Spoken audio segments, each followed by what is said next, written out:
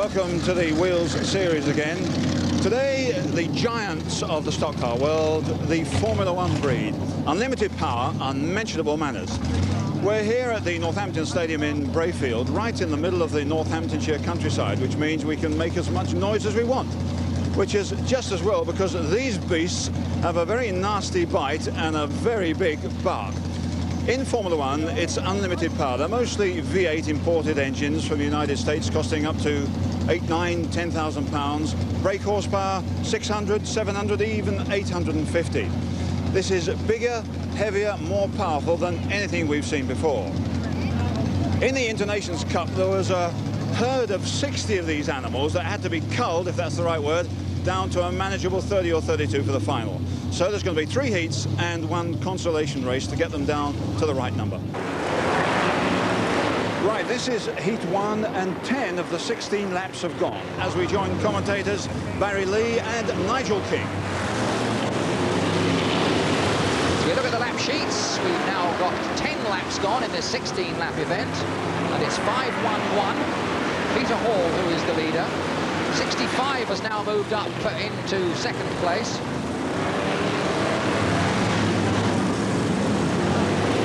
A little bit of a group coming down there as a barrel goes spinning. Inside track markers. There was some problems when another car just clips the wheels. Ooh, rapid change of direction there. A puncture on the front. Oh dear, and there goes the banners in the centre green and the park car as well. But to be fair, I don't think he's got too much control with that puncture. 279 is right up against the safety fence. That's problems for Adam Long. He's got a puncture by the look of it. But back up front, it's 5-1-1.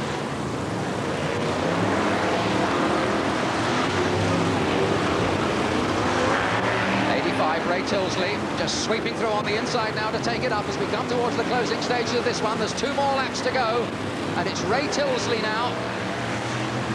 Car number 85, another Formula 2 man. Had a little dabble at it, but came back to the Formula 1s. There's the 53 car of John Lund further back. Somebody smoking badly, but 53 moving up. He's back in about 4th place at the moment. Into the final lap we go. Still 85 in the lead. 452 Joe Joplin second, but this is the man who's clear through at the moment. Round the final turn, the checkered flag at the ready. And that's the winner. Safe at home, and the rest of the field come through behind him. Confirmation of that race, Ray Tilsley of Blackburn was first, with the points leader Johnny Lund of Clitheroe in 3rd place. Heat 2 now, and the driver who really set the pace was the former world champion Frankie Wayman from Silsden, Yorkshire. 2-1-2, Frankie Wayman has moved up into 2nd place. 1-1-3 is now in 3rd place, Russ Humphrey. There's Frankie Wayman. In goes that bumper on the leader, and really there's very little resistance for 2-1-2, who just sweeps through. No problem at all for him. Just hurtles straight through there. Not surprising, really. You can see that that number on the roof of the 212 car, very distinctive, and it has a silver background. That's not by accident, because the silver roof denotes the man is the national points champion. For the last 3 years, he's been top of the points chart, scored more points than any other driver.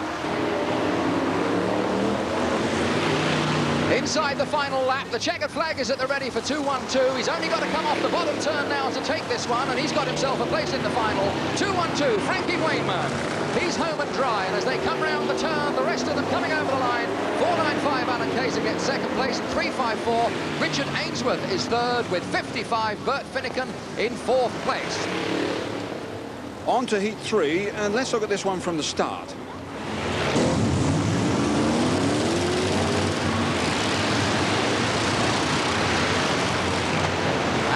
Chance to get into the big race of the day for this group of drivers, and we've got 1 or 2 real hot cars in this particular one, right down at the back. In fact, just climbing all over that other machine there. In fact, we've got 3-star men all in together there. The world champion in the middle, 33. 471 just manages to escape out of there, Bobby Burns, but that still leaves the world champion Peter Faulding in number 33, hooked up for a moment or two ago there with Willie Harrison. 471 was Bobby Burns. He just managed to escape from that pile-up. And pile-ups don't usually bother him too much, but he's quite prepared to battle his way out, and indeed he got out of that one quite quickly. And a slight bit of congestion up on the turn there, one after the other. They all pile in. We've got 1, 2, 3, 4, 5, 6 cars all in there, including 2 completely sideways across the track. The 497 car of Roger Warnes really causing quite a blockage. There's that rather unusual-looking 501 car of Chris Elwell, who managed to avoid the problems and get away. The rest of them have now sorted themselves out, so the track is clear and the race goes on. But it's 501 who's come whistling through that little lock to take it up. There he is, that's the leader. Coming past the slower 166 back marker car of Dave Knight's. And he's got a bit of a flyer as 501 because he's a little way clear now. And number 501, Chris Elwell, went on to win that one. Number 471, Bobby Burns of Ilford, was second, and 33, Peter Faulding, the world champion, came in third. And the consolation heat for the losers of the first 3 soon became the commiseration heat. 6 laps gone in this consolation event, and it's still car number 110, Ray Scriven, who is the leader from Fairford in Gloucestershire. Very experienced man, so maybe that's what's carrying him through all the trouble. He's been racing for over 20 years.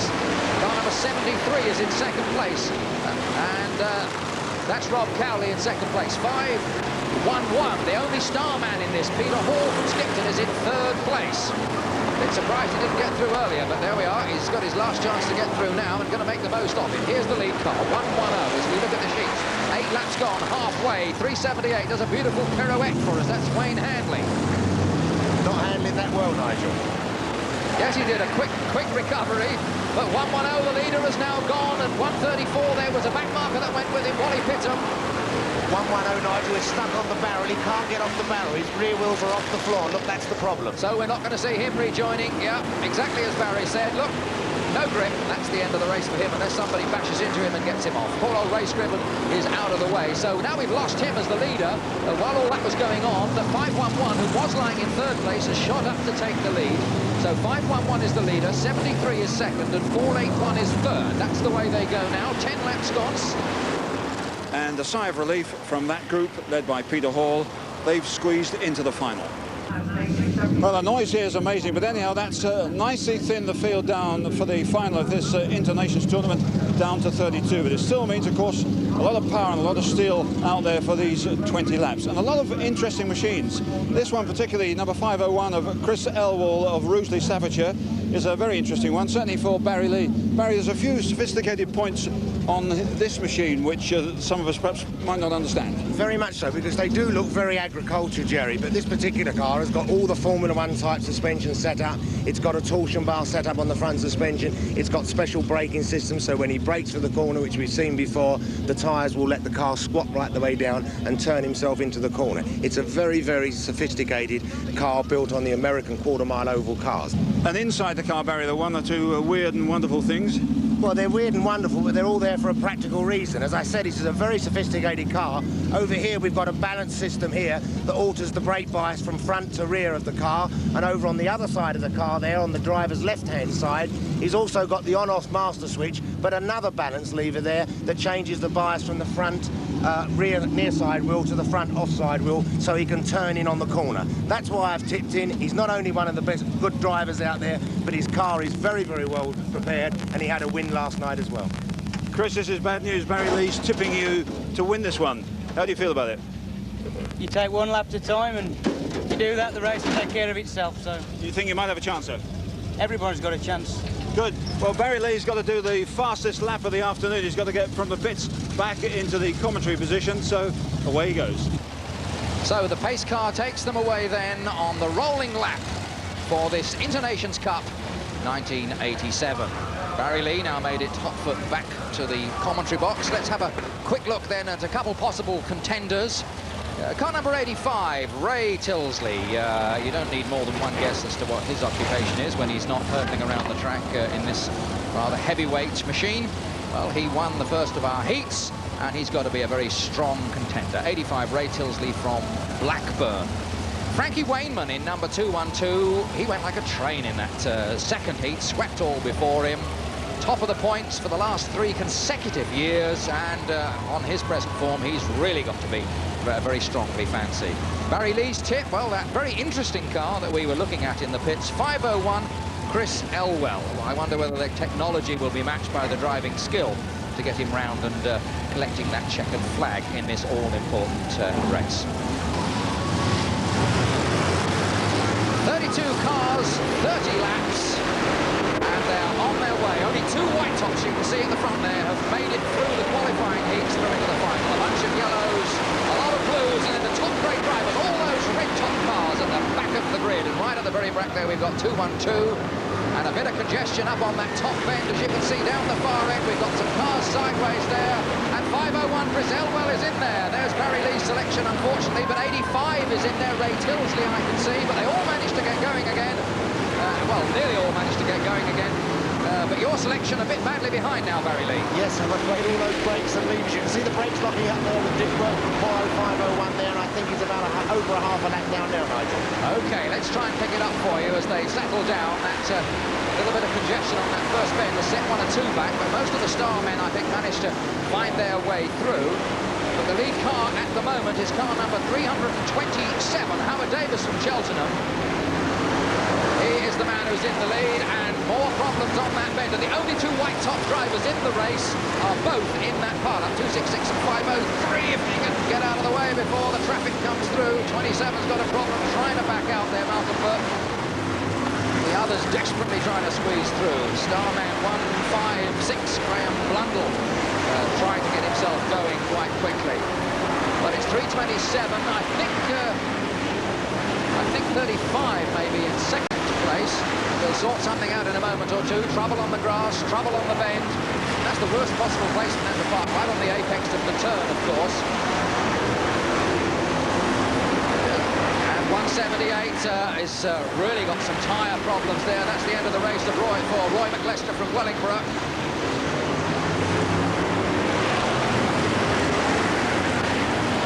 Cars have now crashed already, Nigel, on this one, and it's only 5 laps into the race. Yes, a lot of casualties there. 471 having a rather rough ride. Bobby Burns of Ilford really battling his way down the infield there, having got himself off the track as he came out of that previous bend. I can see tucked in behind there the 212 car of Frankie Wainman trying to make up some ground. Just going through the picture, the 33 car of world champion Peter Faulding, but he's a little way back. It's 327 is the leader. 73, Rob Cowley is in second place now, so that's first and second. In fact, 73 has just taken it up. 73 has just taken up the lead further back. These are back markers. That's the 73 foreign car. Just to confuse you, we've got 2 73s in this race. That is the 73 Dutch car of Koos Peters, but it's Rob Cowley in the other 73, which we'll see in a moment who indeed is the leader. He's ahead of 327. 501, Barry Lee selection. Chris Elwell, unfortunately, out on the centre green. He's got a puncture on the front offside. 73, 327, 247, 369, 471. That is the order now, with 13 laps gone of this 30-lap race. 266 has got problems there. A little bit too much throttle, and round he went, Jeff Stagg.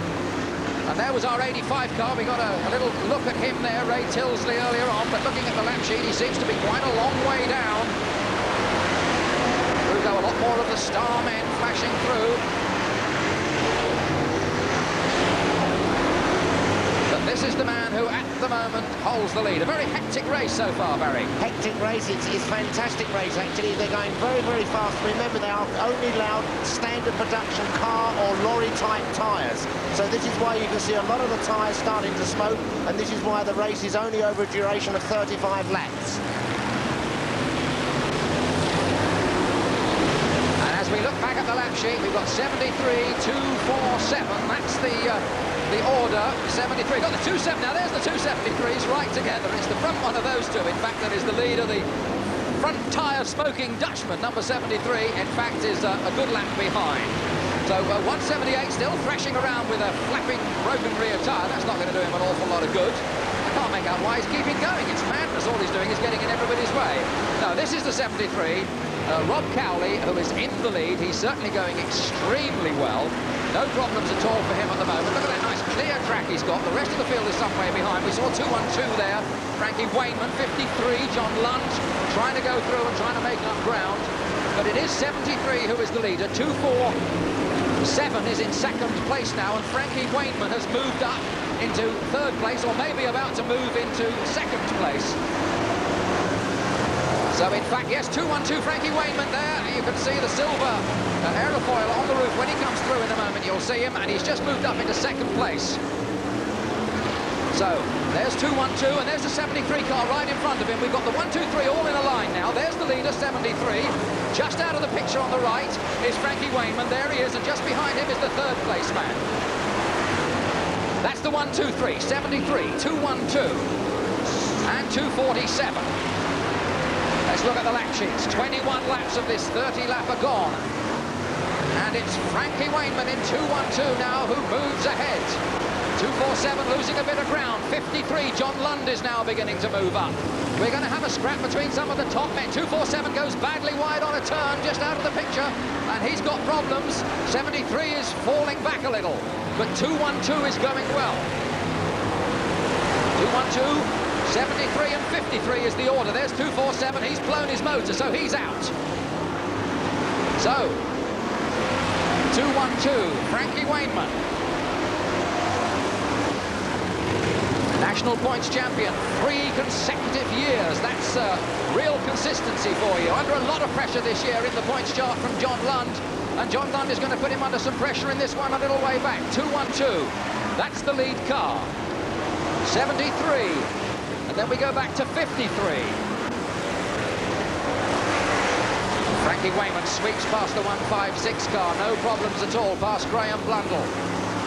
There we are, laps ticking away. 5 more laps to go now. There's 73, a little bit further back, just being overtaken, moving down to third place as 53, John Lund goes through. Currently the top of the points chart.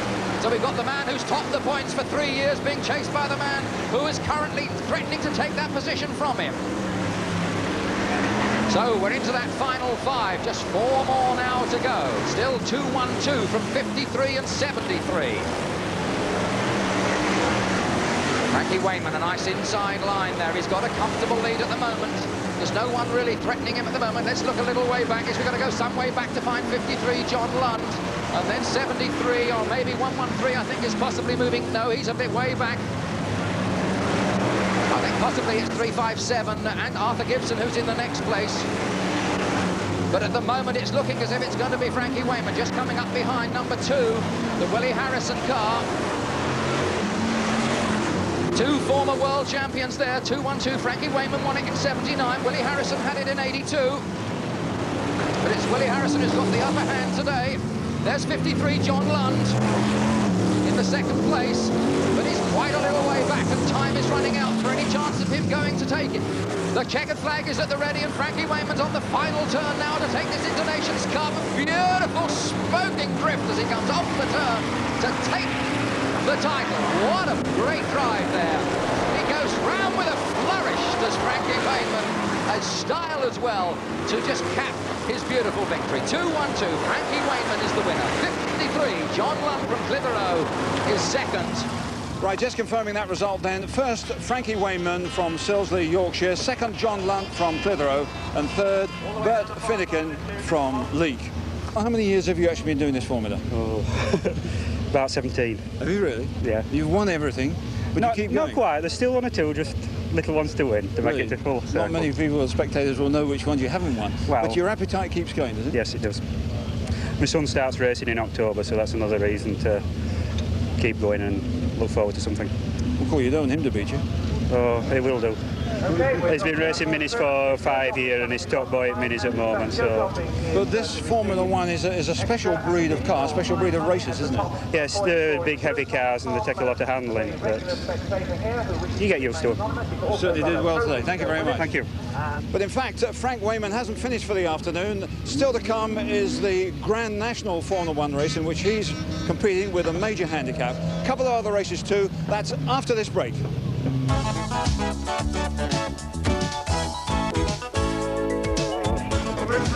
Welcome back to Northampton Stadium. Before we get on to the serious business, we'd like to introduce our usual element of madness.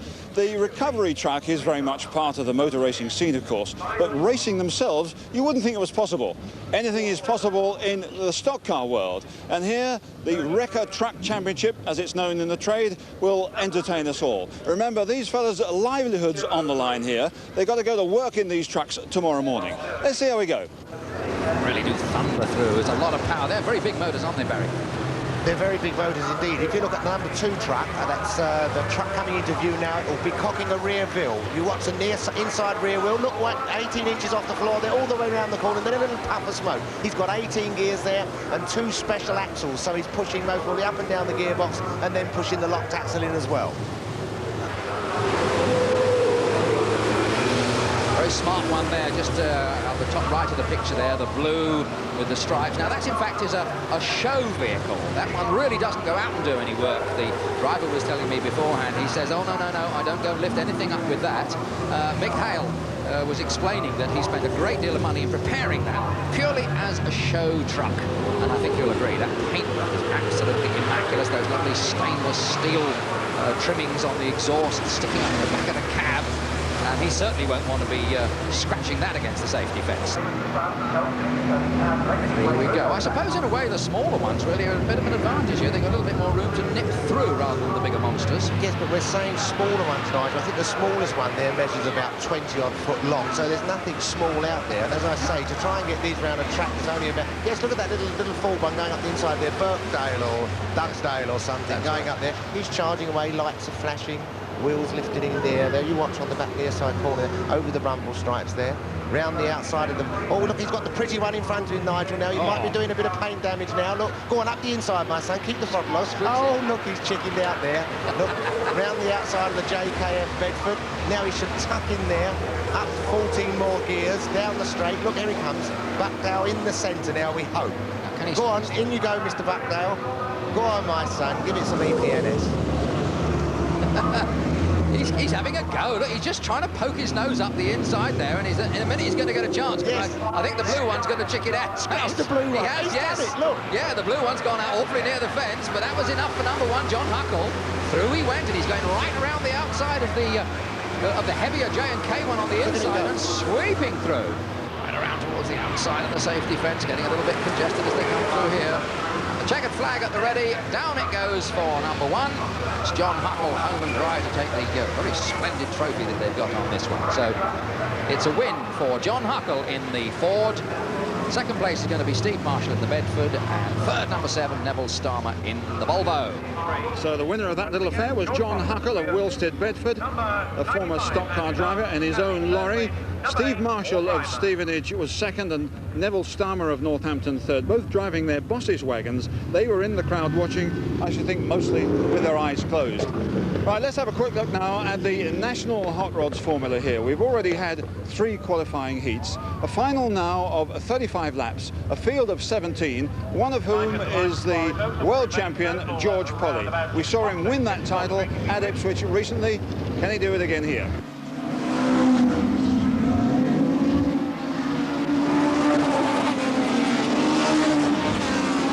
George Polly there, a beautiful drift out to the outside.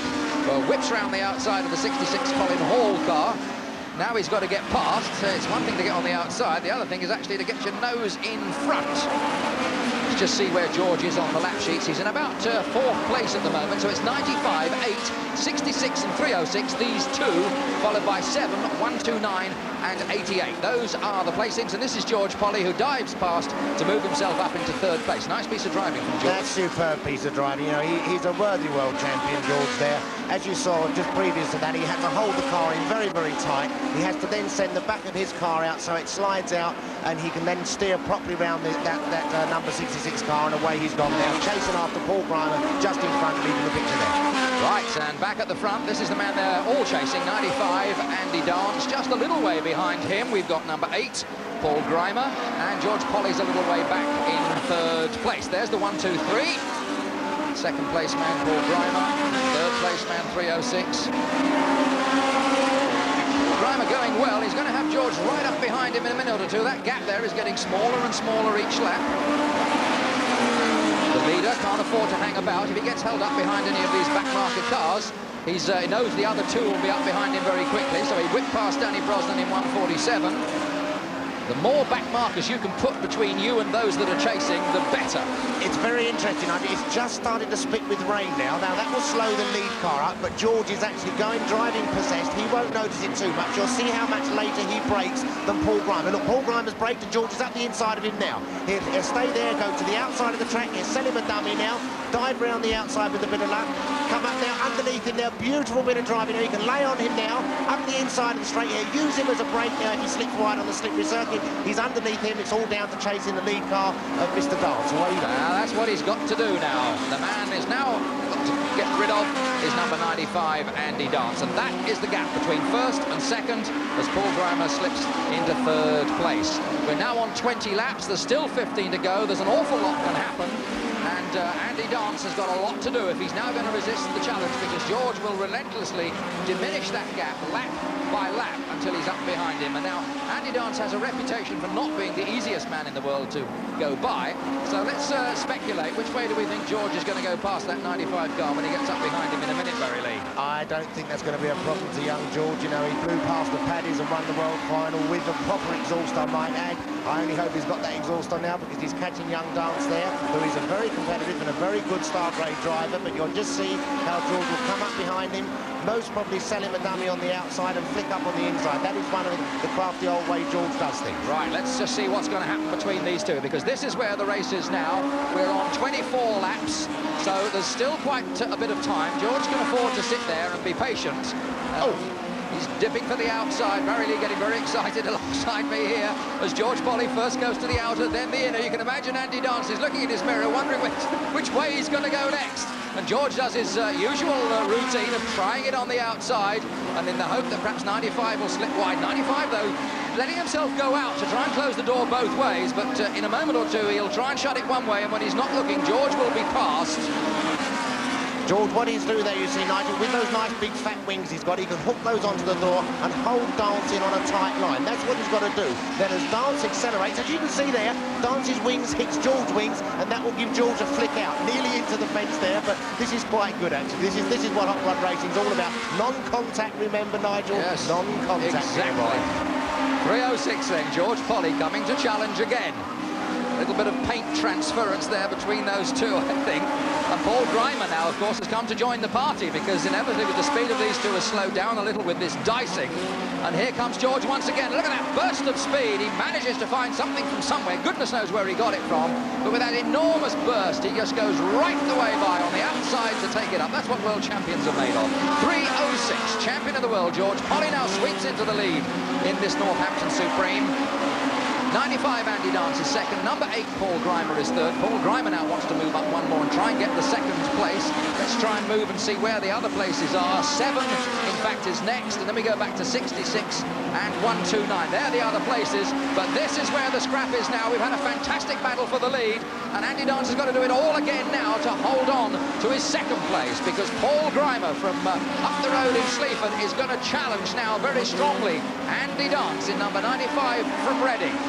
Oh, he's pulling him right out very wide there, Andy Dance, and putting Paul on a very, very bad line coming into the corner. What Paul should do now is sell him a dummy, brake hard, let Andy pull wide, here, then slip wide on the apex of the corner like that, and number 8 should come up the inside. He's not going to be able to do it right out there, because Andy, the 95 car, is keeping him out on the loose marbles. But who knows, they're having a real good ding-dong on this one. And there's 3 more laps left. Meanwhile, I can can tell you, we haven't been looking at George Polly, but there he is. He's there and he's well safe and some little way ahead, going very comfortably. But the scrap is still for the second place as we come to 2 more laps to go, rather. The final stages now. And who's going to win this battle for second place here? It's really absolutely anybody's at the moment. 95 Andy Dance on the inside, 8 Paul Grimer on the outside. Into the final stages now. George Polly is clear to take it. Here's George. But as George comes towards the final turn, the scrap is further back, and 95 Andy Dance is getting the best of it into the final turn. Andy Dance is there at the moment. Can Paul Grimer pull something out? I don't think he can at this late stage. He comes over the line with 95 Andy Dance second, and Paul Grimer in the number 8 car has to settle for third. But the title of this is the Northampton Supreme, and that's the driving we've seen from the winner, 306 world champion George Polly. A supreme drive. Right, confirming that one then, another victory for good old George of Sussex. 95 Andy Dance of Reading was second, and Paul Grimer of Sleaford was third. Right, the final event of the afternoon here at Northampton, if you can hear me above the roar with the rain coming down as well, is the Formula One Grand National Championship. Not exactly leaping over fences, but there is one major obstacle, certainly for the winner of the Internations Cup, Frankie Wainman. He starts at the front, but he starts a lap behind everybody else. What's his approach to that going to be? To get rolling lap, just as I wanted, to get as much advantage out at rolling lap, and then to get up with them as quick as ever possible. Do you think you realistically have a chance? Oh yes, I've won from a lap handicap round here before. I'll be in the first 3. And away goes Frankie Wainman in 2-1-2. He's got to get right round the back of this lot and then start thinking about winning the race. And problems already for a white top there. 481 is very nearly tipped over poor old Bill Morris. But it just has to finish up being hooked, which is very frustrating because you can't get back into the race at 485, sideways into the incoming rally, and one way and another. He certainly manages to find an awful lot of bother going at such a slow speed at such an early stage of the race. That's Terry Jackson from little over in 485. Oh, a little bit of shoving and pushing and elbowing amongst the star men at the back. Here we come round now to find Frankie Wainman still trying to put as much ground as possible between him and the rest of the field, which he's already started to do. And those barrels inside track markers, they're not supposed to be over there on the outside. They can cause problems if you get those underneath the front of the car. Right, here comes Frankie. Already got quite a lot of ground between him and the rest. He's beginning to come right round. In fact, he's already caught up. That's it. And one of the problems is that you cause problems with your back end sticking out. Very dodgy position to be in. 53 John Lund is in there. We might have expected him to be in at the finish, but that's probably going to spoil his efforts. 501, Chris Elwell finding bother. Frankie Wainman trying to pick his way through. Plenty of action in this one, and undoubtedly the little dusting of rain now on the track is causing an awful lot of this trouble, Barry. A lot of trouble. It's like World War III out of there. Look at it, 501 again, my tip for this one. Actually made a terrible mistake there and lost control and went onto the inside field. Look at this total and utter disaster. Devastation in the first degree. Well, that's the sort of problem that the slower cars have got to contend with now. If you get held up in that middle lot, you've got a job to get back. And of course, it's also a job to follow who's who and what's what. Frankie Wainman vainly battling there, trying to catch up with the rest of them. But it's action all the way here. So 2-1-2 is still there. Finding a little bit of gap on the insides. Wheels locking up on the 501 car as Frankie Wainman gets sandwiched in there. Nice to see Frankie Wainman in the 212 car and the 501 car. The 501 car is the one that I said has got all the sophistication. Frankie Wainman there hasn't. He's gone up the inside of the 501 car and away you go. So sophistication does not necessarily win races.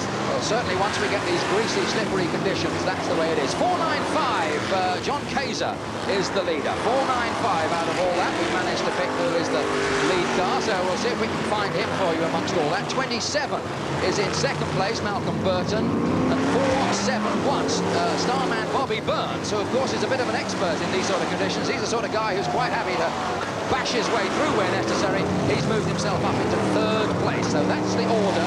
At 8 laps gone, 495, 47, 471 rather, and 156. Place is chopping and changing, but John Kaiser on the inside there. See how much of a lead he's got. He's got a little bit ahead of 4.71 and 1.56, and then come, I think it's 3.54. Richard Ainsworth is next.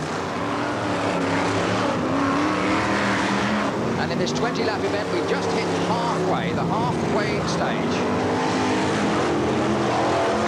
4.95, John Kayser still clear. 4.71, Bobby Burns is second, and right behind him is the 1.56 car of Graham Blundell. And 3.54, Richard Ainsworth has come to join them. There we are, that's the group there that's fighting for second, third and fourth places. Mr. Beef is still a bit further back. Frankie Wayman has still got a lot to do, a lot of catching up, but he's still up there going as well as some of the star men. And in the cloud of smoke there, we had part of the field disappeared into the safety fence a moment or two ago. They bounced straight out and rejoined the race. And now look at this, Frankie Wayman in 2.12 has got right up. Oh, he had got right up behind the second, third and fourth place men. And he was really making up ground. I was just about to say how well he's going. And as he came into this bend, he came right up behind 3.54, who's currently lying in about fourth place. There's the 3.54 car. And just in front of him, we've got 55 and some of the others. But that blue car just caught that parked motor with his back wheel. And that was what spelt disaster for 2.12. And he's now well back and out of it. Meanwhile, back at the front, we've got John Kayser in 4.95 is still there. 4.71 is still second and 1.56 is still third. But the gap between this car, the leader, and the others is now about the distance of a bend. That's all. Here's Frankie Wayman back in the action and going again, but he's got even more to make up now. 4.95, Alan Kayser comfortably in the lead. Here he comes off that turn.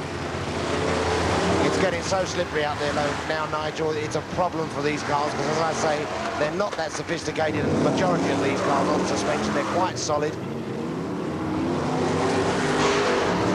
Here we come, 4.95 then.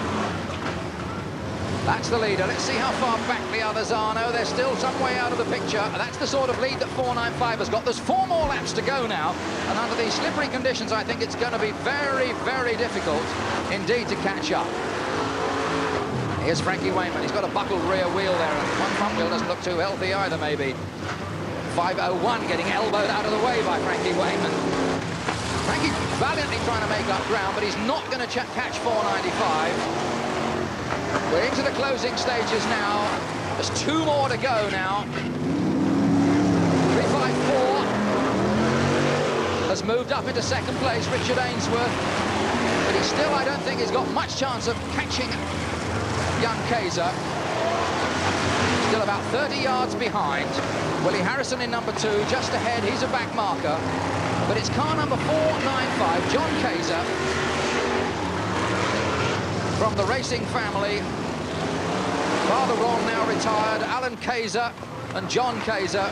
They've raced a lot of races in their time, and it's this man looking set to take the Grand National today now. Inside the final lap. Here we come. Up behind the world champion, who's a lap behind. There he is, taking the checkered flag. John Kayser. He's the winner. And a little way back, 3.54. Richard Ainsworth takes the second place. And 4.71. Bobby Burns has to be content with third. Well, if nothing, Frankie Wayman is a trier, and he never gives up. Look at the wheels. There's not one point in the same direction. What a way for him to finish. A very great day. Indeed, not much of a way for us to finish in the rain, but it's been a very interesting one here at Northampton. Don't forget that next week we shall be out serving up another helping of red meat speed and action. That'll be at King's Lynn for the Speedway, the Pride of the East meeting. Should be pretty good. Hope to see you then. Goodbye.